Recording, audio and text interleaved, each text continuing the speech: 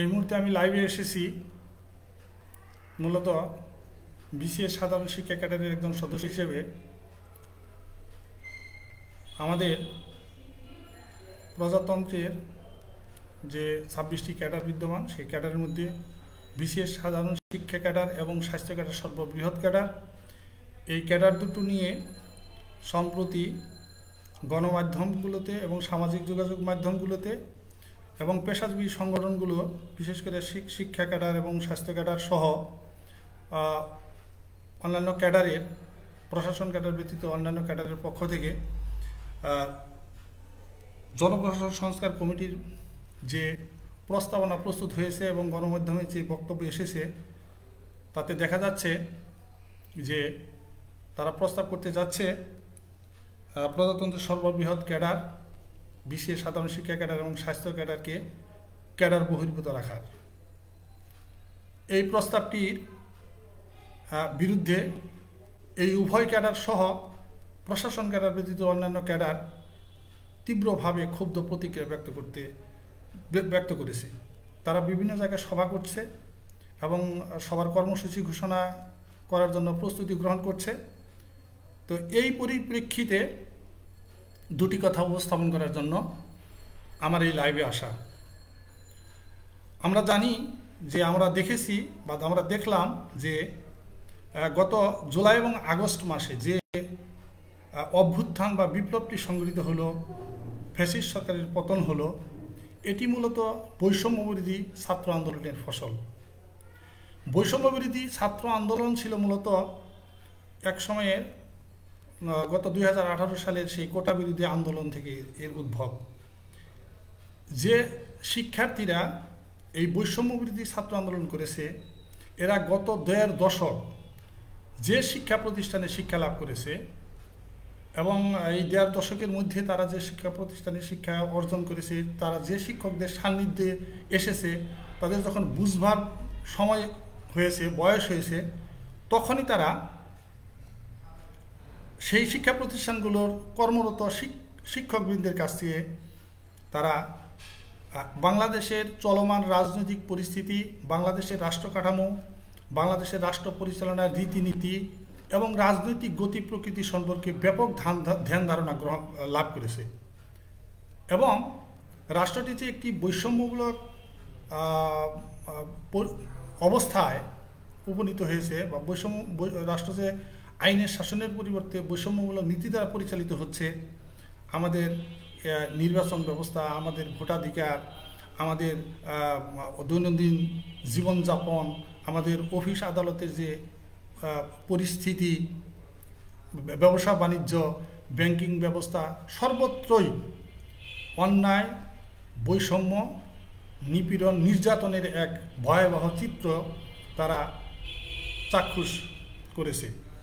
এবং শিক্ষকরা শিক্ষাদানের পাশাপাশি রাষ্ট্র এবং রাজনীতির এই বিষয়াশয়গুলো নিয়ে শ্রেণীকক্ষে তাদেরকে কখনো প্রাণিত করেছে, কখনো উৎসাহিত করেছে এবং তার ফলে তাদের মধ্যে একটি বৈষম্য বিরোধী চেতনা শৈশব, কৈশোর এবং যৌবনকালে তৈরি হয়েছে।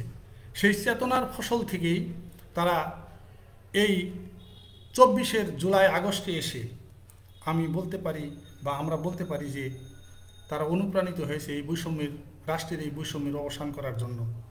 সেক্ষেত্রে বাংলাদেশের সরকারি কলেজসমূহে কর্মরত বিসিএস সাধারণ শিক্ষা ক্যাডারের কর্মকর্তাগণ খুবই গুরুত্বপূর্ণ ভূমিকা রেখেছে বলে আমি মনে করি।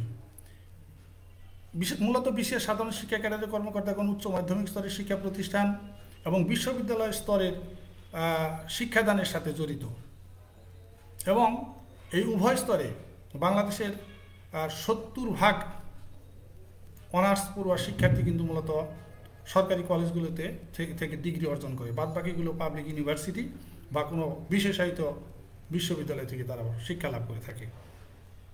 তাহলে আমরা ধরেই নিতে পারি এই শিক্ষার্থীদেরকে অনুপ্রাণিত করার ক্ষেত্রে, এই শিক্ষার্থীদেরকে ন্যায্যতা শেখানোর ক্ষেত্রে দারুণভাবে ভূমিকা রেখেছে বিসিএস সাধারণ শিক্ষা ক্যাডার। তো এই শিক্ষা ক্যাডারকে বর্তমান সরকার, অন্তর্বর্তীকালীন সরকার যে সংস্কার কর্মসূচি গ্রহণ করেছে সেই সরকার সংস্কার কর্মসূচির মধ্যে দেখা যাচ্ছে যে জনপ্রশাসন সংস্কার কমিটি যেটা জনাব মুহিত চৌধুরী ওনার নেতৃত্বে গঠিত হয়েছে, সেই কমিটির মুখপাত্র হিসেবে গণমাধ্যমে উঠে এসেছে যে এই শিক্ষা এবং স্বাস্থ্য ক্যাডারের শৃঙ্খলার সাথে তাদেরকে নাকি ক্যাডার বহির্ভূত রাখতে হবে, তবেই তাদের মধ্যে হয়তো তাদের প্রস্তাব মতো তারা নাকি ন্যায্যতা প্রতিষ্ঠা করতে পারবে, এরকম একটা ধারণা। মূলত আসল উদ্দেশ্য কি সে সম্পর্কে স্পষ্ট কোনো ধারণা হয়তো ওনাদের বক্তব্যে পাওয়া যায়নি, কিন্তু আমরা মনে করি এই বক্তব্যের পিছনে কোনো দূরভিসন্ধি থাকতে পারে এবং সেই কারণে আমরা এই প্রস্তাবকে প্রত্যাখ্যান করছি। এই প্রস্তাব যদি আসে তাহলে বিশেষ সাধারণ শিক্ষা ক্যাডারের সকল কর্মকর্তা এবং একই সাথে প্রশাসন ক্যাডার ব্যতীত অন্যান্য ক্যাডারগণ এই বৈষম্যের বিরুদ্ধে অবশ্যই, এই ধরনের সিদ্ধান্তের বিরুদ্ধে অবশ্যই হয়তো আন্দোলন বা আন্দোলনমুখী কোনো কর্মসূচি প্রদান করবে নিয়মতান্ত্রিকভাবে। এতে করে মূলত অন্তর্বর্তীকালীন সরকার একটা বিব্রতকর পরিস্থিতিরও সম্মুখীন হতে পারে।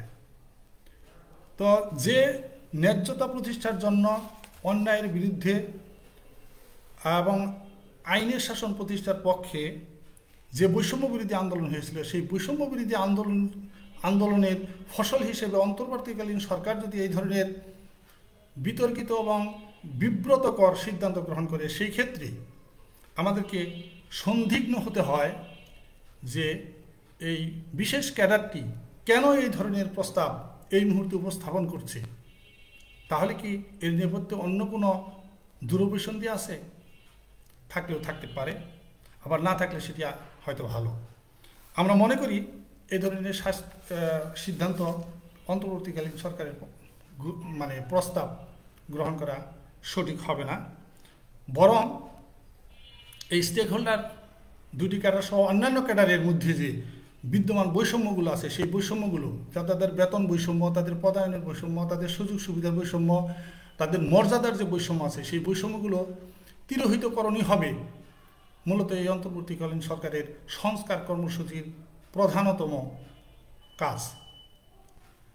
আমরা দেখছি দীর্ঘদিন যাবৎ বিশেষ সাধারণ শিক্ষা ক্যাডারের কর্মকর্তাগণ চতুর্থ ধাপ থেকে তৃতীয় ধাপ, দ্বিতীয় ধাপ, প্রথম ধাপে উন্নীত করার কোনো পদক্ষেপ আজ পর্যন্ত স্বাধীন বাংলাদেশে হয়নি। 1977 সালে ক্যাডার প্রস্তাব করার পরে থেকে ক্যাডারের এই শিক্ষা ক্যাডারের কিন্তু কোনো পদোন্নতির ক্ষেত্রে, বিশেষ করে 2015 সালের জাতীয় পে স্কেলে সিলেকশন গ্রেড উঠিয়ে দেওয়ার ফলে তৃতীয় গ্রেড এবং প্রথম গ্রেডে উন্নীত হওয়ার কোনো সুযোগ কিন্তু রাখা হয়নি। এটা দারুণভাবে দুর্ভাগ্যজনক এবং হতাশাজনক, এবং ফলে চতুর্থ গ্রেড থেকেই অধ্যাপক পদমর্যাদার কর্মকর্তাগণ পিআরএলে চলে যাচ্ছেন এবং তাদের আর কোনো সুযোগ। ইতোমধ্যে আমরা কয়েক হাজার শিক্ষক ইতিমধ্যে চতুর্থ গ্রেডেই পেনশনে চলে গেছে, চতুর্থ গ্রেডেই তাদের অবসর গ্রহণ করতে বাধ্য হতে হয়েছে, এবং তারা গত 5-6 বছর যাবৎ কোনো ইনক্রিমেন্ট পাচ্ছেন না। এটা এক ধরনের, এটা হলো চাকরির বেতনের ক্ষেত্রে বৈষম্য। পদায়নের ক্ষেত্রে তাদের অনেক বৈষম্য আছে। সঠিক শিক্ষা মন্ত্রণালয় থেকে সঠিক কোনো পদায়ন নীতিমালার সঠিক বাস্তবায়ন না হওয়ার কারণে এই আমাদের বাই রোটেশন 3 বছর পর পর অন্যান্য ক্যাডারে যেভাবে পদায়ন হয়, সেই পদায়ন নিয়ে এখানে একটা ব্যাপক বৈষম্য আছে। তাদের টেলিফোন ভাতা নিয়ে বৈষম্য আছে, তাদের গাড়ির সুযোগ সুবিধা নিয়ে বৈষম্য আছে, তাদের বাসস্থানের সুযোগ সুবিধা নিয়ে বৈষম্য আছে। এই তীব্র বৈষম্যের মধ্যেও যদি এই বড় সর্ববৃহৎ ক্যাডার সার্ভিসটিকে, বিশেষ করে শিক্ষা ক্যাডারকে যদি ক্যাডার বহির্ভূত ঘোষণা করা হয়, তাদের অধিকার এই মুহূর্তে তাদের অধিকারকে আরও চরমভাবে অবদমিত করা হবে এবং অবমূল্যায়ন করা হবে। কাজেই একটা বিষয় প্রসঙ্গত বলতেই হয় যে এই ধরনের বিতর্কিত উস্কানিমূলক এই সিদ্ধান্ত কি বিশেষ সাধারণ শিক্ষা ক্যাডারই মেনে নেবে? যদি তারা মেনে না নেয় তাহলে নিশ্চয় তারা এটার বিরুদ্ধে প্রতিবাদ জানাবে। আর সেই প্রতিবাদ জানাতে গেলে অন্তর্বর্তীকালীন সরকারকে যদি তারা কোনো কর্মসূচির মাধ্যমে জানাতে চায় তাহলে কিন্তু সেটি হবে এই সরকারের যারা পৃষ্ঠপোষকতা করেন বা যারা সমর্থন করেন তাদের সকলের জন্য কিন্তু বিব্রতকর। কাজেই এই ধরনের পদক্ষেপ বা এই ধরনের প্রস্তাবনা নিয়ে আরও সুচিন্তিতভাবে এবং এর যে অংশীজন আছে তাদের সাথে কথা বলেই এই ধরনের এখনই এই সমস্যাটা সমাধান করা উচিত। এদেরকে ক্যাডার কর্মকর্তাদেরকে রাজপথে নামানোর কোনো প্রয়োজন নেই। তাদের সাথে বলে এই বিবৃতিতে স্পষ্ট করা উচিত, কোনো একটি বিবৃতি দিয়ে সরকারের সুনির্দিষ্ট কর্তৃপক্ষের মাধ্যমে একটা স্পষ্ট করা উচিত যে না, ক্যাডার বহির্ভূত কোনো সিদ্ধান্ত সরকার দিতে চাচ্ছে না। তবেই দেখা যাবে যে এই ক্যাডার, শিক্ষা ক্যাডার এবং স্বাস্থ্য ক্যাডার কর্মকর্তাগণ অন্তত তারা আশ্বস্ত হতে পারবেন। তো আমরা জানি বিশেষ সাধারণ শিক্ষা ক্যাডারের এই কর্মকর্তারা তারা সামনে বিভিন্ন সভা সমাবেশ এবং কর্মসূচি নিয়ে হয়তো আসবেন।